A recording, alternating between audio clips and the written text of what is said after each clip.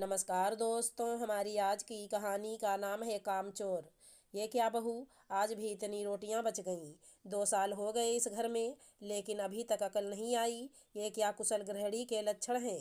पर मम्मी जी, मैंने खाना तो लिमिटेड ही बनाया था, पर सुमित जी बाहर दोस्तों के साथ खाना खाकर आ गए। पति तेरा ही है, पूछ नहीं सकती थी कि खाना घर पर खाएगा कि बाहर खाकर आएगा। मम्मी जी, शाम को 7 बजे तो बात हुई थी, तब तो इन्होंने कुछ कहा नहीं। अब मुझे क्या पता कि ये बाहर खाना खाकर आएंगे। तब तो ऐसा कुछ प्रोग्राम था भी नहीं।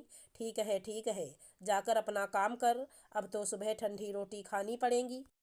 ये थी वसुधा जी, जो अपनी बहू छाया को डांट रही थी। छाया वसुधा जी की बड़ी बहू है, जिसका विवाह सुमित से 2 साल पहले ही हुआ है। वसुधा जी के परिवार में उनके पति ओमकार जी, बड़ा बेटा सुमित और बहू छाया, छोटा बेटा उत्कर्ष और बहू निहारिका है। छाया और निहारिका दोनों सगी बहनों की तरह ही रहती हैं, क्योंकि दोनों की उम्र में कोई खास फर्क भी नहीं है, और दोनों की शादी भी एक साथ हुई, और दोनों बहुएं बनकर भी एक साथ ही इस घर में आईं। लेकिन वसुधा जी का ऐसा मानना है कि बड़ी बहू ज़्यादा जिम्मेदार होनी चाहिए। ऐसा नहीं है कि ठंडी रोटी वसुधा जी को खानी पड़ती है। निहारिका और छाया दोनों ही ठंडा खाना खा लेती हैं, लेकिन वसुधा जी की तो आदत पड़ गई है ताने मारने की। तो इसी बात को लेकर वे छाया को सुना रही थी। 2 दिन बाद फिर वही सब हुआ। इस बार छाया और निहारिका ने खाना तैयार कर लिया। खाना खाने बैठे ही थे कि उस समय उत्कर्ष ऑफिस से आते समय बाजार से गर्मा गर्म समोसे लेकर आ गया। जाहिर सी बात है, अब समोसे खाएंगे तो रोटियां तो बचेंगी ही। तो आज फिर से खाना ठंडा रह गया, पर आज रोटियां ज़रूरत से ज़्यादा ठंडी रह गईं। सुबह जब सब लोग नाश्ता करने बैठे तो उस समय निहारिका ने उन रोटियों का पुस्करा बनाकर सर्व कर दिया। इस पर वसुधा जी का गुस्सा छूट गया। तुम लोगों के राज में तो बहुओं के हाथ की बासी रोटी मिलेंगी, हम लोगों को माँ आप बेवजह का बतंगड़ क्यों बना रही हो। अब तो मेरी बात बतंगड़ ही लगेगी तुम लोगों को। तुम्हारी बीवियाँ कामचोर दूसरे दिन का खाना भी रात को ही बनाकर रख देती हैं। छाया ने उत्कर्ष को इशारा करके चुप रहने के लिए कहा, पर उस दिन सबका मूड खराब हो गया। अब दोनों बहुओं ने सोचा कि रोटियां गिनकर ही बनाएंगे, चाहे दोबारा आटा लगाना पड़े। पर कहते हैं ना कि इंसान जिस चीज़ को सबसे ज़्यादा डर से भागता है, वो शिद्दत से उसके पीछे पड़ जाती है। ऐसा ही कुछ निहारिका और छाया के साथ दोबारा हुआ। अब की बार बड़ी मौसी जी कुछ दिनों के लिए घर आईं। सब लोग बाहर घूमने गए हुए थे। निहारिका और छाया घर पर ही रहकर शाम के खाने की तैयारी कर रही थी।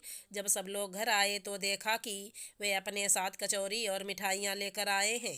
आज भी निहारिका और छाया को कन्फर्म हो गया था कि भैया खाना बचने वाला है, और जाहिर सी बात है हुआ भी वहीं। खैर वसुधा जी तो वैसे भी किचन में आती ही नहीं थी, पर छाया और निहारिका परेशान थी। इतनी रोटियों का हम करेंगे क्या। दूसरे दिन जब निहारिका और छाया किचन में नाश्ता तैयार कर रही थी, उस समय मौसी किचन में आ गईं और उन्होंने कहा, कल रात की जो रोटियां बच गई थी वो देना जरा। दोनों एक दूसरे की शक्ल देखने लगी तो मौसी जी ने कहा, शक्ल क्या देख रही हो, रोटियां दो मुझे। लेकिन मौसी जी क्या हुआ, लेकिन वेकिन छोड़ो, और आज नाश्ता मैं बनाऊंगी। थोड़ी देर बाद में मौसी जी ने बाहर नाश्ता सर्व किया। गर्मा गर्म कटलेट्स देखकर हर किसी के मुंह में पानी आ गया, और सभी ने उन्हें बड़े चाव से खाया। ये सब देखकर खुद वसुधा जी भी हैरान थी। निहारिका और छाया मौसी जी को बड़ी हैरानी से देख रही थी। मौसी जी ने कहा कि तुम्हारी सास तो किचन में आती है नहीं, कम से कम तुम दोनों अपने तरीके से किचन को चला सकती हो। बस थोड़ी सी समझदारी चाहिए। और रही बात तुम्हारी सास की, उसे तो बदलना नामुमकिन है। साथ ही साथ मौसी जी ने वसुधा जी को भी समझाया कि किचन बहुएं संभाल रही हैं, तुम्हें बासी खाने को नहीं देती, तो क्यों बेवजह के ताने मारती हो।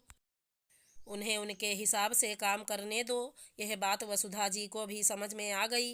अगर हमारी कहानी पसंद आई हो तो चैनल को लाइक शेयर सब्सक्राइब करें। राधे राधे दोस्तों।